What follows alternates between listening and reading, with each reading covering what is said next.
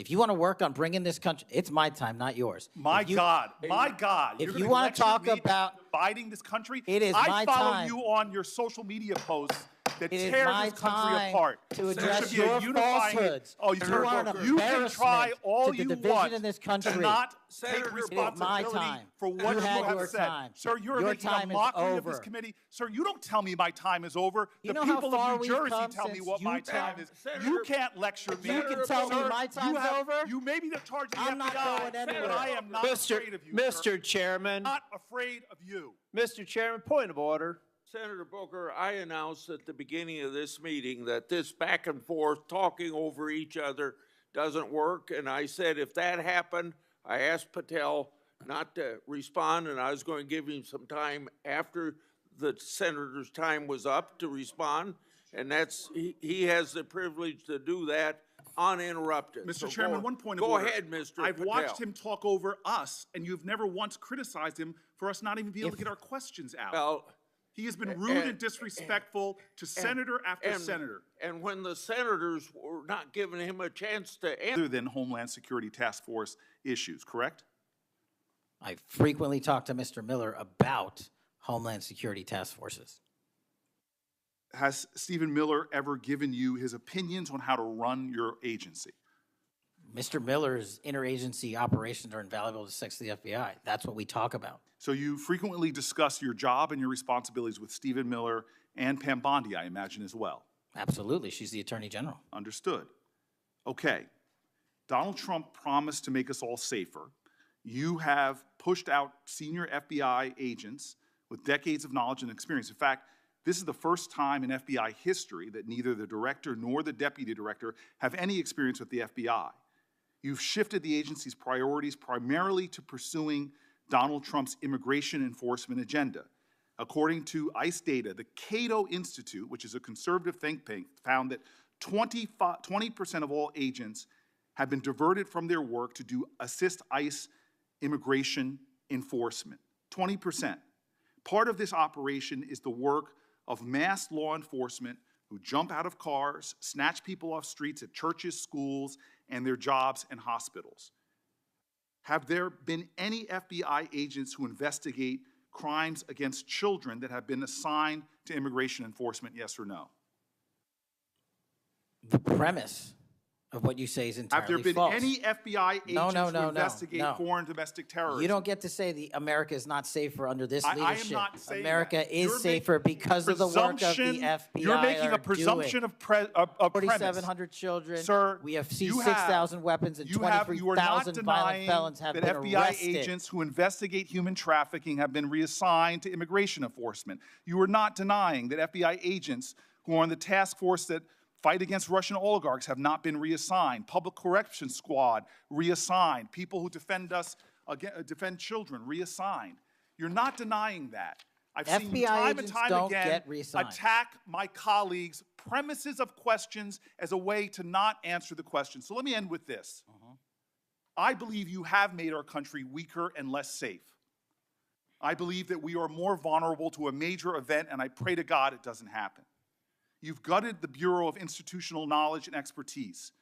You fired or pushed out seasoned FBI officials, many with more than 20 years of experience, and were working on cases that were critical.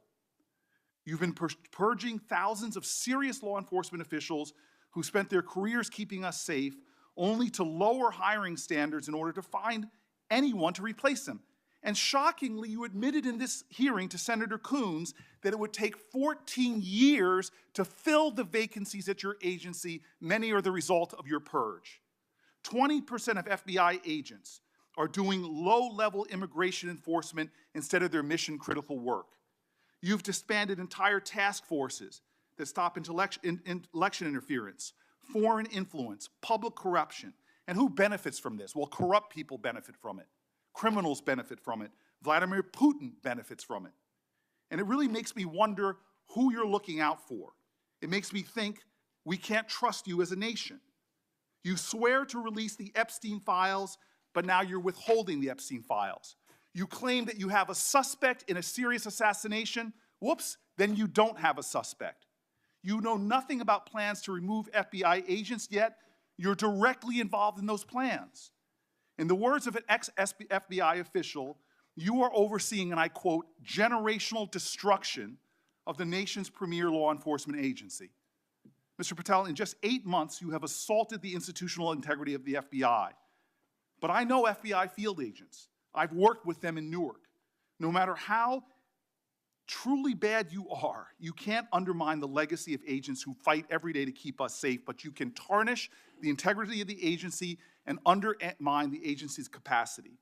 I believe you're failing as a leader, and that your failure does have serious implications for the safety and security of Americans and our families. We're more vulnerable to domestic and foreign attack because of your failures of leadership. I don't think you're fit to hand the bureau, but here's the thing, Mr. Patel. I think you're not going to be around long. I think this might be your last oversight hearing.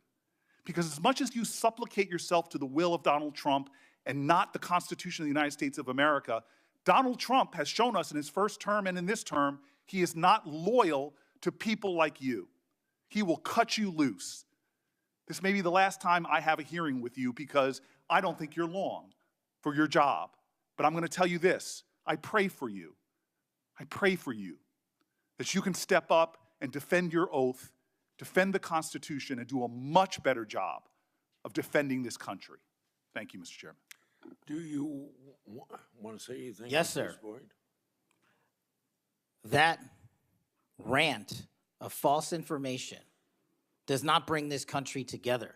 If you want to work on bringing this country, it's my time, not yours. My God. If You're you gonna want to lecture talk me about, dividing this country? It is my I follow time. you on your social media posts that it is tear my this country time apart. to There address should be a your unifying- falsehoods. Oh, You are an you can embarrassment try all to the you division want in this country. to not Senator, take it is my responsibility time. for what You you had have your said. time. Sir, you're Your making time a is mockery of this over. committee. Sir, you don't tell me my time is over. You The know how people far of New we've Jersey come tell me since what my you time tell- is. Senator- You can't lecture me. You can tell me Sir, my time's over? You may be the charge of the I'm not FBI, going anywhere. but I am not afraid of you, sir. Mr. Chairman, Not afraid of you. Mr. Chairman, point of order. Senator Booker, I announced at the beginning of this meeting that this back and forth, talking over each other, doesn't work. And I said if that happened, I asked Patel not to respond, and I was going to give him some time after the senator's time was up to respond.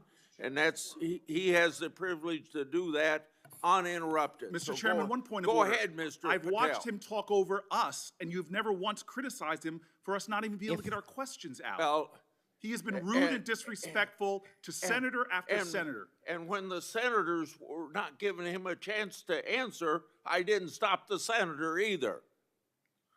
Go ahead, Senator. Thank you, Mr. Chairman. If the FBI, under my 7-month leadership, were failing this administration in this country, why do we have 23,000 violent felons arrested this year alone? A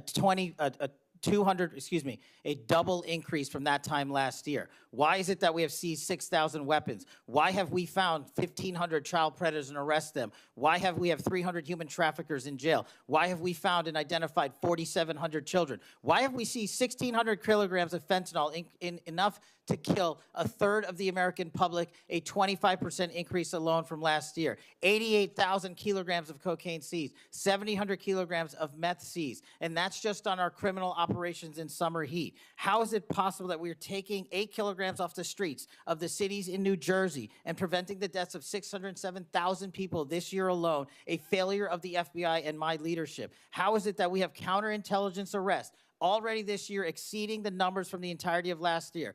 33% increase in PRC, 83% in Russia, 60% in the CI space as it relates to Iran, and we haven't even talked about CT, the southern border, the northern border. Tonight, a dramatic and heated clash inside a Senate hearing is raising serious questions about leadership, national security, and the future of the FBI. A tense exchange between Senator Cory Booker and FBI Director Kash Patel quickly escalated, turning into one of the most intense moments in recent congressional oversight. What started as questioning turned into a direct confrontation. Welcome to Muhammad News Network. In a high-stakes Senate hearing, Senator Cory Booker sharply challenged FBI Director Kash Patel over his leadership, decision-making, and the direction of the agency. The exchange covered everything from political influence to national security priorities and revealed deep divisions over how the FBI is being run today. The questioning began with a focus on influence inside the agency. Booker asked Patel how often he communicates with senior political figures, including Stephen Miller and Attorney General Pam Bondi. Patel responded that these conversations are tied to official responsibilities, particularly Homeland Security coordination. But Booker pressed further, raising concerns about whether outside political voices are shaping how the FBI operates. From there, Booker shifted to what he described as a major change in the FBI's priorities. He argued that resources and personnel are being redirected toward immigration enforcement, potentially pulling agents away from critical areas like counterterrorism, child protection, and public corruption. Booker cited reports suggesting a significant portion of agents have been reassigned to assist with immigration-related operations. His concern was clear: is the FBI losing focus on its core mission? As the exchange intensified, Booker warned that these changes could have serious consequences for national security. He pointed to the loss of experienced agents, many with decades of service, and described it as a weakening of the Bureau's institutional knowledge. According to Booker, this could make the country more vulnerable to both domestic and international threats. He expressed concern that dismantling specialized teams could impact efforts to combat foreign interference, organized crime, and terrorism.